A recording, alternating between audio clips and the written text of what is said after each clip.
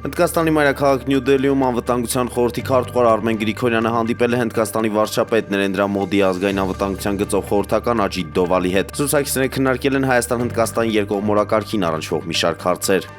Պաշտպանության նախարար Սուրեն Պապիկյանն այսօր ոչ ֆորմալ շփումներ է ունեցել գործընկերների, մասնավորապես Չինաստանի, Ղազախստանի, Վրաստանի պաշտպանության նախարարների, ՄԱԿ-ի գլխավոր քարտուղարի, Գերմանիայի Դաշնային Հանրապետության արտաքին գործերի դաշնային նախարարի հետ։ Էկոնոմիկայի նախարար Գևորգ Պապոյանն անդրադարձել է կոնյակի արտադրությամբ ու արտահանմամբ զբաղվողների Վրաստանի դեսպանատան մոտ բողոքի ցույցին։ Նա նշել է, որ առաջիկայում հնարավոր է մեկնի Վրաստան։ Տնտեսվարողներն ինչու են Վրաստանի դեսպանատան մոտ ցույց անում, որովհետև իրենք են հասկանում, որ խնդիրը Հայաստանի Հանրապետության կառավարության մեջ չէ, ասել է նա։ Վրաստանում Հայաստանի Հանրապետության դեսպանությունից հայտնում են, որ Վրաստանում Հայաստանի Հանրապետության դեսպան Աշոտ Սմբատյանին ընդունել է Վրաստանի տարածքային զարգացման նորանշանակ նախարար Կաբախեր Գուլեդանին։ Հանդիպանը քննարկվել են Հայաստանի եւ Վրաստանի միջև ապակենտրոնացված համագործակցության զարգացմանն առնչվող հարցեր։